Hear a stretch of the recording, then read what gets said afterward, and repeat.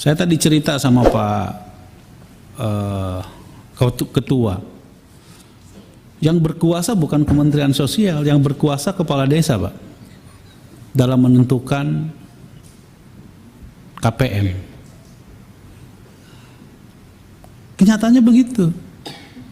Ada tetangga saya, gara-gara dia berbeda, tidak memilih kepala desanya, si kepala desa terpilih ini diganti, Pak.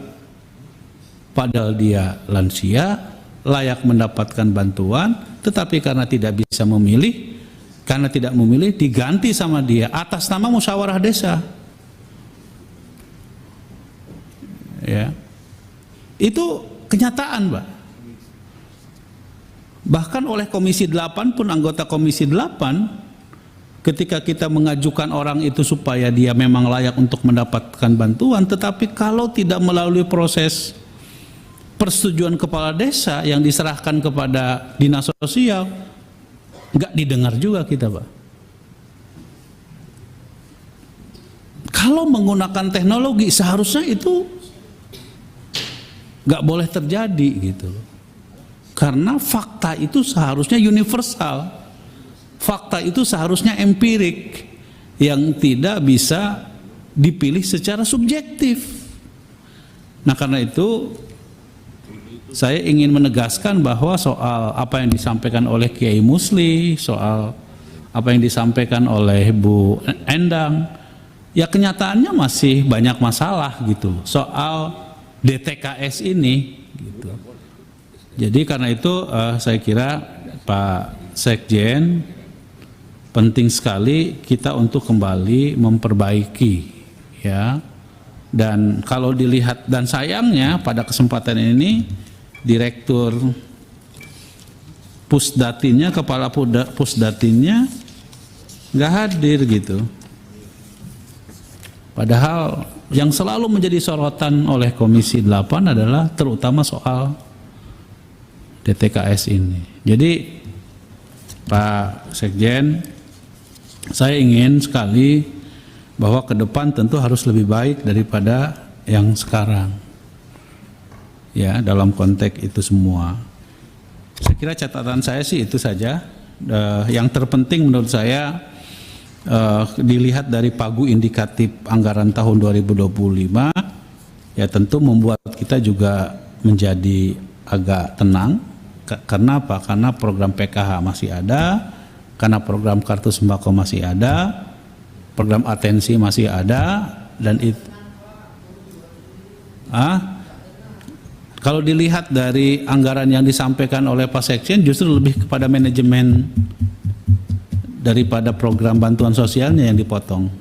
Kelihatannya ya, tapi kan ini masih sangat dinamis gitu ya. Jadi karena itu saya kira harus jadi catatan. Nah, yang paling terakhir Pak, saya ingin menyampaikan saja bahwa soal tadi yang disampaikan oleh Pak Sekjen, kepastian dari semua pekerja atau semua tenaga SDM yang ada di Kemensos gitu ya, termasuk SDM PKH ini, gimana soal keberlanjutan P3K-nya, termasuk juga di dalamnya adalah SDM PKH.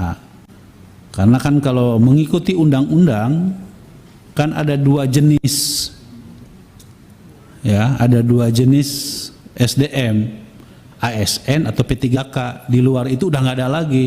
Honor juga sudah masuk dalam kategori P3K gitu. Nah, karena itu saya ingin mempertanyakan soal keberlanjutan itu. Saya kira itu Pak Ketua. Terima kasih.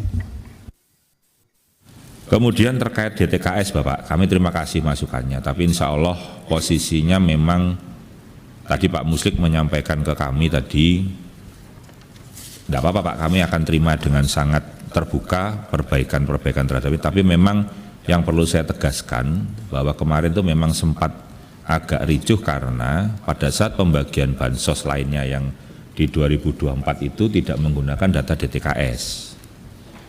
Jadi makanya kami juga posisinya kepengen tahu kira-kira seperti apa. Dan memang upaya yang dilakukan Bu Menteri secara prinsip adalah kita memberikan kesempatan kepada siapapun untuk melaporkan jika tadi disampaikan Bapak Ibu ada hal-hal yang dirasa tadi kurang pas, bisa disampaikan melalui surat resmi maupun channel Usul Sanggah dan kawan-kawan. Karena memang tidak mudah mengelola data secara real di lapangan.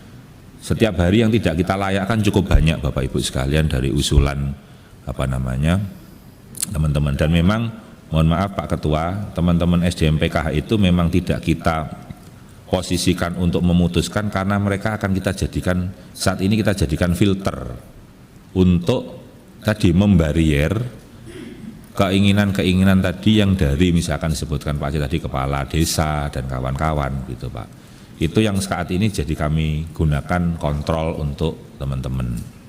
Begitu juga tadi terkait pendamping yang tadinya disampaikan terkait usulan, jadi usulan mereka bertugas sekarang berdasarkan KTP dan domisili itu adalah atas usulan mereka sendiri sebetulnya. Karena dulu penugasannya tidak sesuai dengan domisili. Sehingga contoh yang di daerah Cianjur, perjalanan menuju tempat tugasnya itu 4 jam Pak minimal. Pulang pergi sudah 8 jam, jadi tidak mungkin kalau dia kemudian melaksanakan di sana. Nah, atas itulah kemudian sekarang kita eksekusikan berdasarkan lokasi tempat domisili yang bersangkutan. Nah, ternyata pun begitu kami lakukan, kita temukan Pak, hasil yang kemudian ternyata dulu rekrutmennya tidak berdasarkan wilayah tempat tinggal. Jadi dulu itu kalau misalkan satu geng gitu masuk semua, nah begitu sekarang kita cek, ternyata yang berada di satu kecamatan itu ada 10 orang Pak. Ya itu mau tidak mau kan harus kita kemudian tugaskan sesuai dengan lokasi yang terdekat gitu. Jadi insya Allah kami sangat berusaha untuk kemudian supaya mereka bisa melaksanakan tugas dengan baik begitu.